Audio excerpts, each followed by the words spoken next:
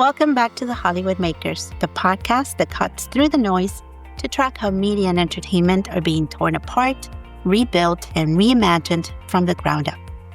I am Claudia Cano-Asbjornsen, your host, and today we got a sharp lens on what's changing right now. This week, the end of an era for late-night TV.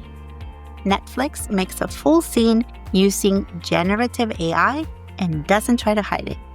Indie filmmakers go crewless, and the streaming giants quietly start bundling up again.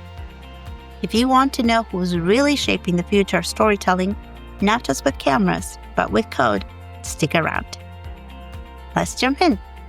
First up, in case you missed the headlines, That Late Show with Stephen Colbert is done. Cancelled. After nearly a decade on CBS and years as the #1 late-night show in the US, it is off the air. The Late Show is officially ending in May 2026. CBS says it's a financial decision. Ad revenue for late night has dropped nearly 40% since 2018, and the show's high production costs were adding up. But here's where it gets messy.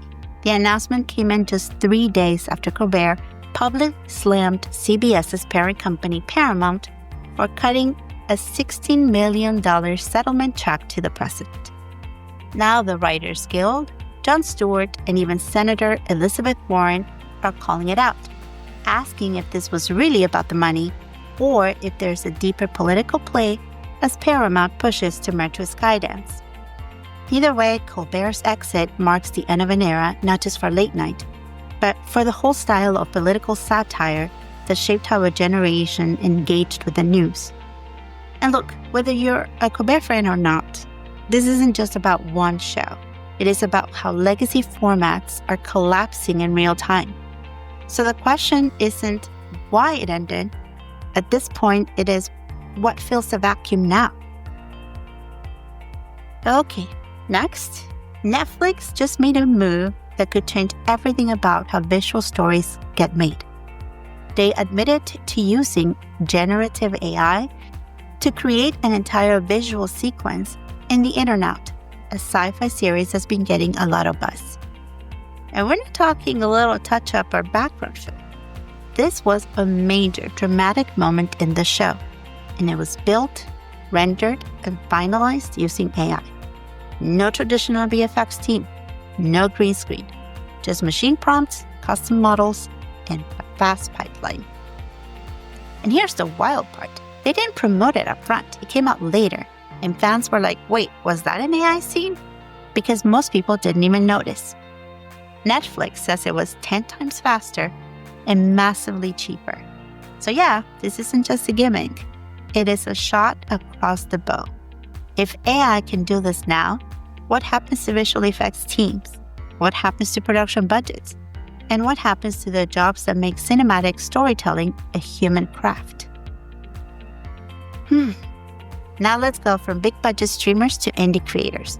Because on the other side of the spectrum, directors like Samir Mallal and Bawa Kasmi are showing what's possible with the new generation of AI film tools. These aren't just flashy demos, they are making full short films using AI platforms like Pika, Runway, and Google Veil.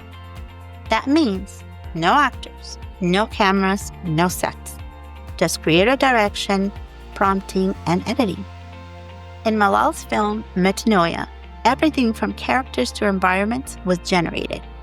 His quote, "It is not writing or directing in the traditional sense.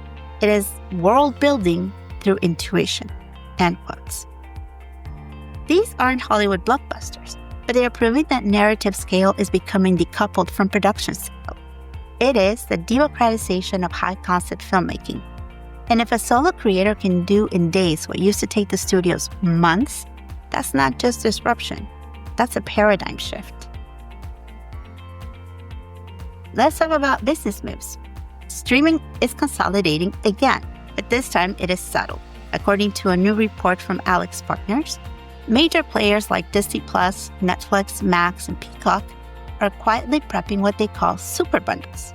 Translation? The streaming wars are expensive, ad money is soft, and subscribers are maxed out. So instead of fighting for dominance, services are starting to rebundle into joint offerings, often with ad-supported tiers. We're basically seeing the rebirth of cable, but this time it's personalized, digital, and often algorithmic. It's not just about what's in your plan, it's how those platforms track, suggest, and monetize your attention. So for creators and studios, this isn't just about distribution anymore.